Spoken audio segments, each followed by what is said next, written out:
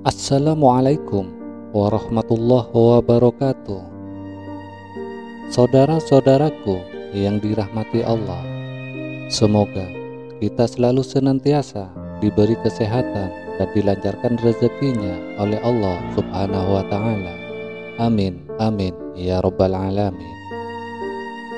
Kali ini kita akan melanjutkan tentang keagungan pangkat kewalian seorang guru tarekat Naqsabandiyah Al-Mutahhariyah Al-Alim Al-Alama Al-Arif Billah Syekh Kiai Haji Ahmad Sirajuddin Qaddasallahu sirlahu. Telah kami terangkan dalam riwayat yang lalu bahwa Syekh Ahmad Sirajuddin mempunyai riwayat dengan beberapa syekh tarekat dan ulama seperti Habib Muqsin bin Ali Al-Hindua, Kiai Haji As'ad Syamsul Arifin, Syekh Kiai Haji Ali Wafa, dan Syarifah Fatimah Ali Al-Hindua dalam pembahasan lipat pertama. Berikut ini kami akan mengisahkan hubungan Syekh Kiai Haji Ahmad Sirajuddin Sampang dengan Profesor Dr. Syekh Haji Jalaluddin Bukit Tinggi yang wafat pada tahun 1976. Pada dasawarsa tahun 50-an, Syekh Haji Jalaluddin dari Minangkabau adalah seorang guru tarekat Naqsabandiyah yang berpengaruh mencapai level nasional.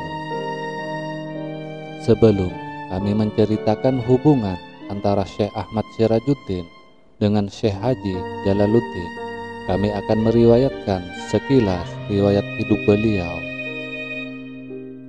Syekh Jalaluddin adalah orang Sumatera. Ayah dari Syekh Haji Jalaluddin bernama Syekh Imam Mentari.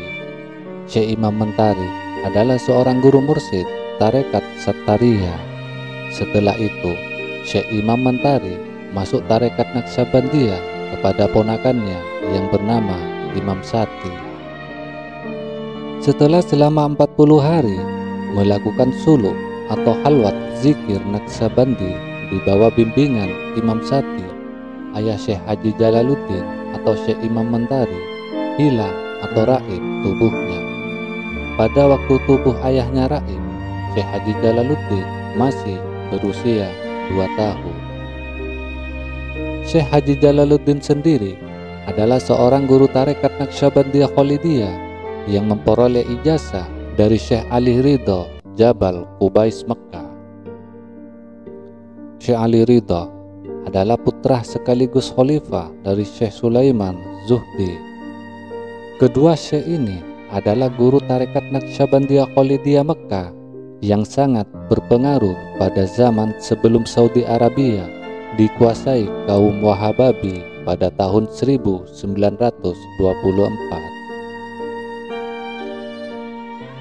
Syekh Haji Jalaluddin di samping sebagai guru tarekat Naqsabandiyah juga sebagai organisator tarekat. Setelah keluar dari Perti, beliau mendirikan wadah organisasi tarekat yang bernama PPTI, singkatan dari Partai Politik Tarekat Islam. Kemudian berganti menjadi Persatuan Pengamal Tarekat Islam. Organisasi PPTI juga pernah ikut pemilu dan beliau menjadi ketuanya seumur hidup. Melalui organisasi PPTI-nya, Syekh Haji Jalaluddin pernah menjadi anggota konstituente dan anggota DPRGR atau MPRS dan menjalin hubungan yang akrab dengan Presiden Soekarno. Berkat inilah jaringan organisasi PPTI melebar sayapnya ke seluruh provinsi. Tarekat booming pada waktu itu. Syekh Haji Jalaluddin atau melalui organisasi PPTI-nya banyak mengangkat khalifah tarekat di seluruh Indonesia. Beliau juga mendekati para masyayikh tarekat di seluruh Indonesia. Salah satunya adalah Syekh Kiai Haji Ahmad Sirajuddin dari Sampang, Madura. Pada waktu itu, gaung tarekat Naqsabandi yang diajarkan Syekh Kiai Haji Sirajuddin terdengar hingga ke Jakarta dan Sumatera. Selama beberapa tahun, Syekh Haji Jalaluddin berteman akrab dengan Syekh Ahmad Sirajuddin.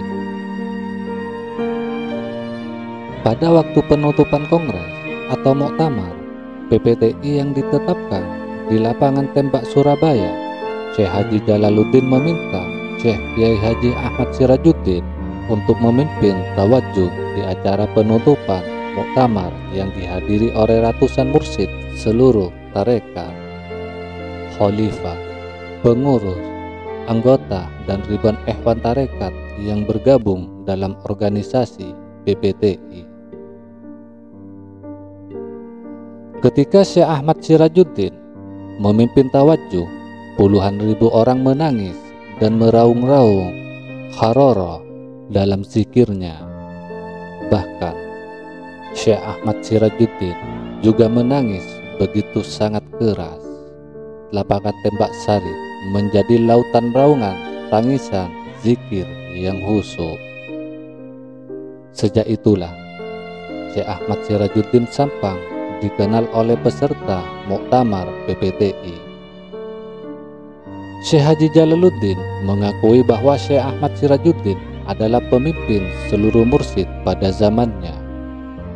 Admin berterima kasih atas riwayat ini kepada beberapa ikhwan sepuh dari Syekh Ahmad Jalaluddin di Sulawesi Selatan, terutama kepada almarhum Haji Idris dari Ujung Pandang yang pernah menjadi pengurus PPTI di Sulsel.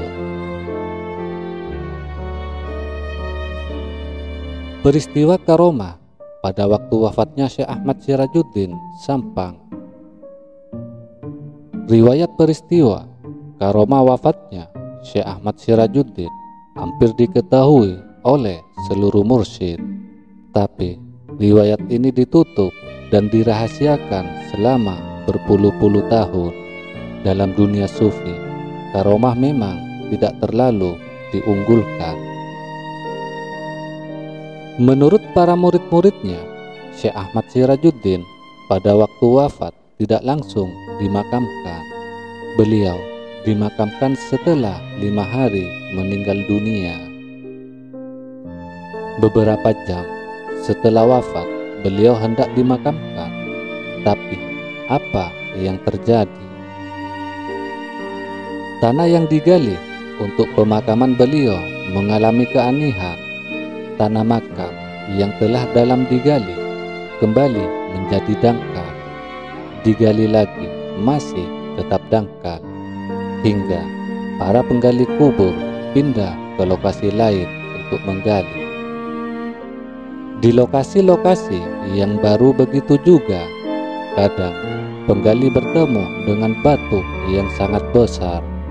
Kadang setelah digali, tanah kubur itu mengeluarkan air.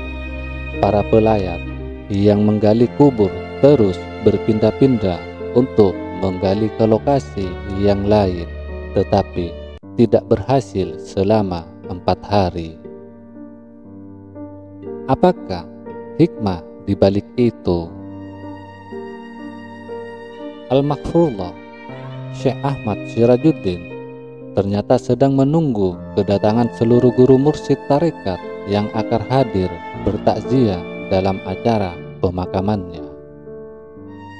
Dan memang selama 4 hari itu telah berdatangan puluhan guru mursyid dan para alim ulama dari berbagai luar daerah untuk bertakziah kepada beliau, dari Surabaya, Jakarta, bahkan sampai dari Sumatera pada hari kelima. Setelah para guru mursyid dan ulama berkumpul, jenazah beliau dengan sangat mudah dan lancar bisa dimakamkan. Prosesi pengkafanan, memandikan jenazah, sholat mayit, hingga pemakaman semua ditangani dan dikerjakan oleh para mursyid. Jenazah dimandikan di ruang tertutup dari halayak ramai, dan ini salah satu karomah yang luar biasa. Pada waktu jenazah beliau dimandikan, tak setetes pun air jatuh ke tanah. Seakan-akan jasad beliau menyerap habis seluruh air yang disiramkan ke tubuhnya. Subhanallah.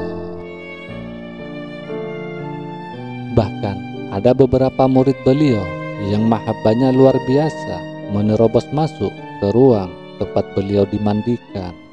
Mereka ingin mengambil tabarruk atau berkah tetesan air dari jasad Kiai Ahmad Sirajuddin. Dengan cara berebutan, mereka berusaha merayap masuk ke kolong tempat pemandian jenazah. Mereka berusaha merayap masuk di antara sela-sela betis para mursyid yang sedang memandikan jasad Kiai Haji Ahmad Sirajuddin.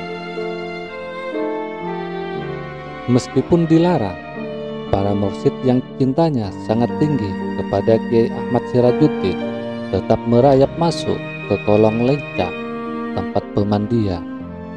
Mereka mengharap dijatuhi tetesan air dari jasad beliau. Tapi apa yang didapat? Mereka tidak mendapat apa-apa. Tubuh dan pakaian beberapa murid itu tetap kering, tidak dijatuhi air. Air seakan-akan berkata kepada kita, jasad tubuh kekasih Allah ini tak perlu aku sucikan lagi. Di saat menulis riwayat ini, kami teringat daus seorang ulama dan wali yang bernama Syekh Muhammad Mutawalli Asy-Syaikh Sya'rawi dari Mesir. Dalam sebuah riwayat, Syekh Mutawalli pernah bertanya kepada peserta sebuah muktamar di Mesir, kemana larinya bekas air jenazah Rasulullah waktu dimandikan, karena tidak ada keterangan dari ulama satupun. Cerita singkatnya, ketua muktamar bermimpi didatangi oleh Rasulullah dan disuruh bertanya kepada Sahibul Hindil yang berada di samping Nabi atau Syekh Muhammad Mutawalli sendiri. Syekh Mutawalli Asy-Sya'rawi bercerita kepada ketua muktamar itu bahwa jenazah Nabi Muhammad sallallahu alaihi wasallam pada waktu dimandikan, airnya tidak jatuh ke tanah, tapi ke langit dan turun kembali ke bumi bersama hujan. Di kemudian hari, tanah yang dijatuhi air tersebut akan didirikan sebuah masjid. Pada saat pemakamannya, puluhan ribu orang hadiri ke tempat peristirahatan terakhirnya.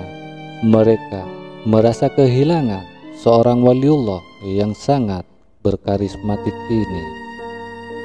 Sungguh tidak berlebihan kalau Al-Alim Al-Alama Al-Arif Billah Al-Habib Muhsin Ali Al-Hindwan Sumeneb memberi gelar beliau Waliul Khabir atau Wali yang Agung.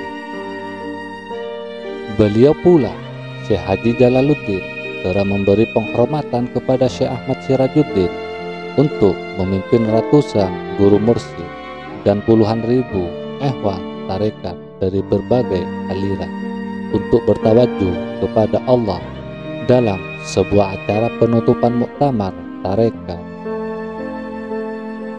Pemberian gelar dan penghormatan sebagai waliullah yang agung kepada Syekh Ahmad Sirajuddin tidak hanya sampai di sini. Seorang mursyid Naqsabandiyah yang bernama Al-Alim Al-Alama Syekh Kiai Haji Latifi Baidawi Gondang Legi Malang juga memberi penghargaan kepada Syekh Ahmad Sirajuddin dengan menyebut pangkat kewalian padanya sebagai Kutsbus Zamaniyah atau wali kutub pada zaman kami. Bahkan barangkali para wali Allah pada zaman itu mengakui kedekatan Syekh Ahmad Sirajuddin kepada Allah dan Rasulullah Sallallahu Alaihi Wasallam, walaupun para wali Allah itu tidak menceritakan kepada halayak umum. Sekedar inilah riwayat Syekh Ahmad Sirajuddin Kajuk, Sampang, Madura. Sepengetahuan admin, hingga sekarang belum ada tulisan riwayat hidup beliau yang menerangkan secara detail nasabnya. kewara'an, keilmuan, hingga perjuangan beliau. Mudah-mudahan riwayat yang sekelumit ini bisa membawa tarikan kepada zuriyah dan para anak murid Syekh Ahmad Syirajuddin untuk memperluas biografi beliau yang katanya pernah tersohor pada zamannya. Wallahu a'lam bishawab. Wassalamualaikum warahmatullahi wabarakatuh.